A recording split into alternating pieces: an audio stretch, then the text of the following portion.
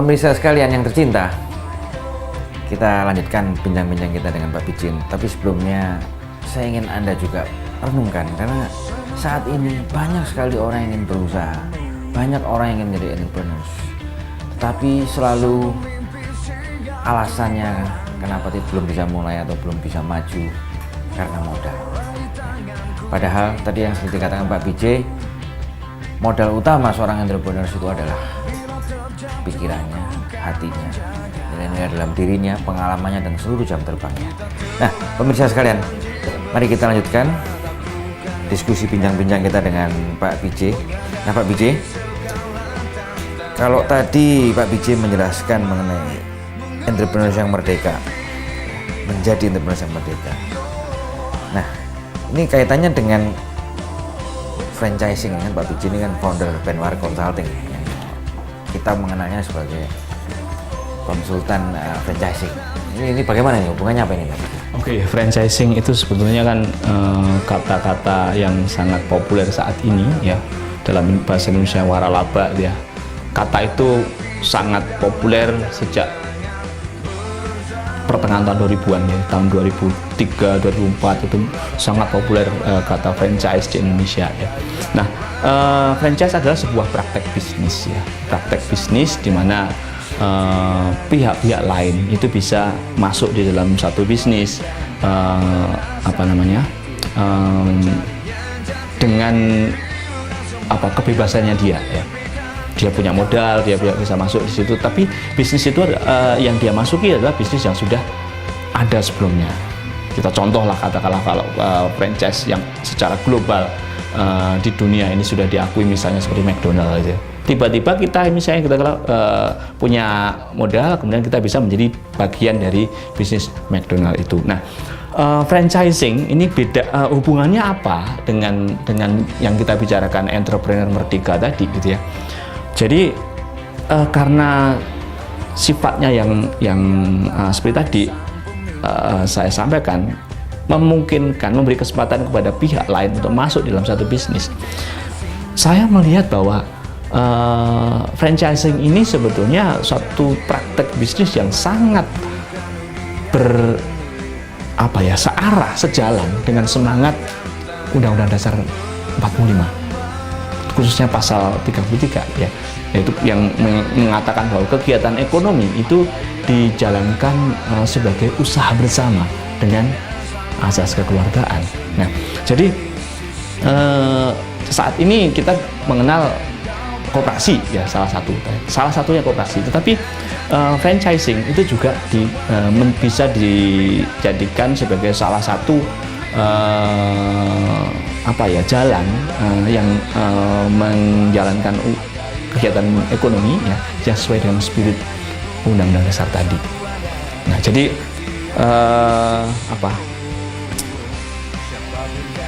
dalam franchising ya, seorang itu bisa membeli ya lisensi dari bisnis apapun.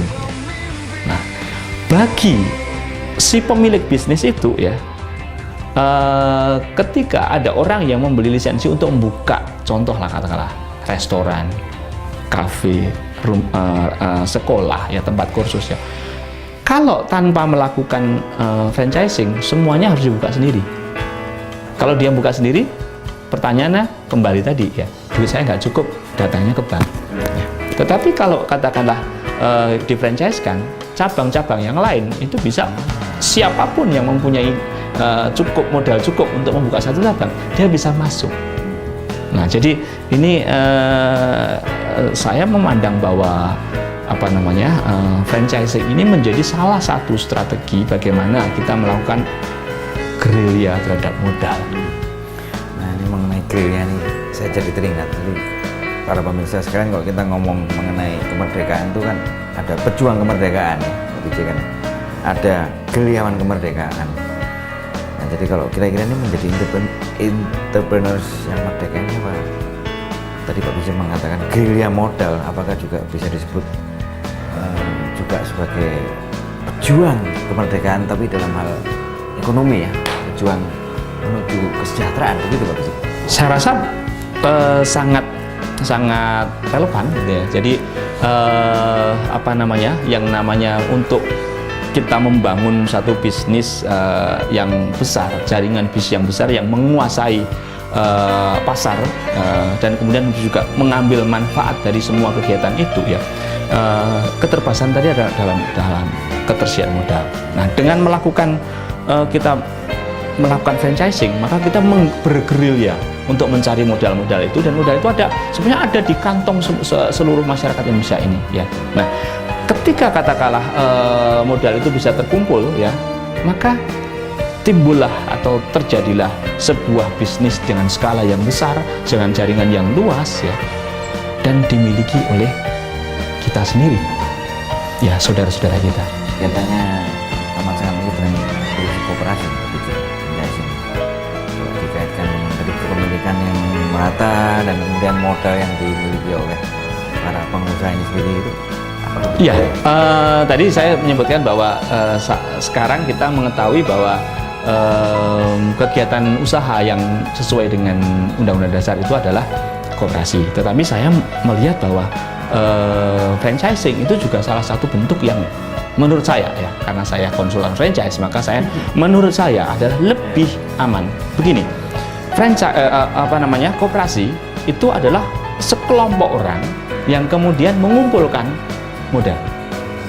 Sekelompok orang itu kemudian akan melakukan kesepakatan untuk menunjuk siapa yang akan mengurus. Pengurus itu akan kemudian menjalankan usaha itu ya melalui manajemennya. Nah, di luar sana itu berarti